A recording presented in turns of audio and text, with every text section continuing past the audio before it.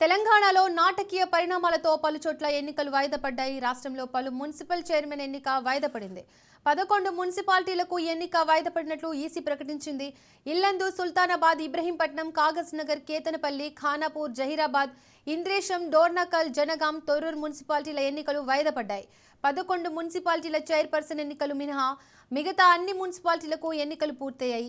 ఇక ఇదే అంశానికి సంబంధించి మరింత సమాచారాన్ని మా ప్రతినిధి సునీల్ లైవ్ ద్వారా అందిస్తారు. 6 మున్సిపాలిటీలకు 7 కార్పొరేషన్లకు ఇప్పటికే ఎన్నికల ఫలితాలు కూడా విడుదలైంది. అందులో ప్రధానంగా ఈరోజు mayor, deputy mayor, chairman, vice చైర్మన్ల ఎన్నిక సజావుగా కొనసాగిన నేపథ్యంలో కొన్ని చోట్ల చెదురుమదురు సంఘటనలు జరిగిన నేపథ్యంలో కొన్ని ప్లేసెస్ని ప్రధానంగా మున్సిపాలిటీని 11 మున్సిపాలిటీని వాయిదా వేస్తూ ఎన్నిక వాయిదా వేస్తూ కొద్దిసేపటిమే ఎన్నికల అధికారులు ఉత్తర్వులు కూడా జారీ చేశారు. ఈ ఎన్నిక ఎప్పుడు నిర్వహిస్తారనేది మరి కాసేపులోనే క్లారిటీ కూడా వచ్చే అవకాశం ఉంది. మొత్తం మీద 105 మున్సిపాలిటీల్లో ఇప్పటికే ఫలితాలు విడుదల చేశారు. అక్కడ 105 మున్సిపాలిటీలో చైర్మన్లని, వైస్ చైర్మన్ని ఎన్నుకోవడం కూడా కంప్లీట్ కావడం జరిగింది. మిగిలినటువంటి 7 కార్పొరేషన్లకు సంబంధించిన విషయంలో కూడా ఇప్పటికే క్లారిటీ వచ్చింది. ఇప్పటికే మేయర్ పీఠం దాదాపు అత్యధిక స్థానాలు మొత్తం కాంగ్రెస్ పార్టీ, అధికార కాంగ్రెస్ పార్టీ దక్కించుకున్నది. ఆ తర్వాత సిపిఐ పార్టీ, కొత్తగూడెం మున్సిపల్ కార్పొరేషన్ని సిపిఐ పార్టీ మేయర్ అభ్యర్థిగా కైవసం చేసుకోవడం జరిగింది.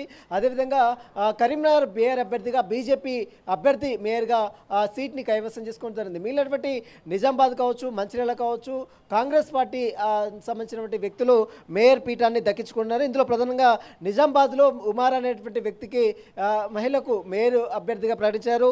దీని తర్వాత కరీంనగర్కి బీజేపీ అభ్యర్థి శ్రీనివాస్గా ప్రకటించింది.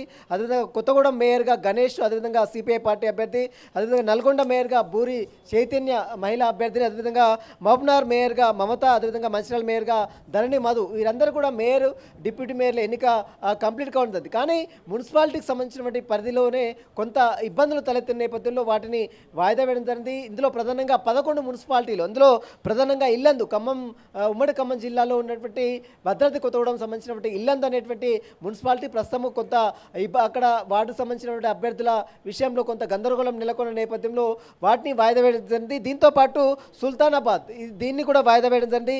దీంతోపాటు ఇబ్రహీంపట్నం, ఉదయం నుంచి కూడా కొంత ఆందోళనలు, ఉద్రిక్త వాతావరణం చోటు చేసుకున్నటువంటి ఇబ్రహీంపట్నంలో కూడా ప్రస్తుతం అయితే ఎన్నికని వాయిదా వేయింది. అక్కడ 2 కౌన్సిలర్ ఇండిపెండెంట్ అభ్యర్థులను కిడ్నాప్ చేశారంటూ కూడా పెద్ద ఎత్తున ఆరోపణలు బీఆర్ఎస్, కాంగ్రెస్ పరస్పరం ప్రతి దాడులు చేసుకున్న నేపథ్యంలో వాటిని కూడా వాయిదా వేయడం జరిగింది. దీంతోపాటు కాగజ్ నగర్ని కూడా వాయిదా వేయింది. మరోవైపు కేతనపల్లి, అదేవిధంగా ఖానాపూర్, అదేవిధంగా జహీరాబాద్, అదేవిధంగా ఇంద్రేశం, అదేవిధంగా డోర్నకల్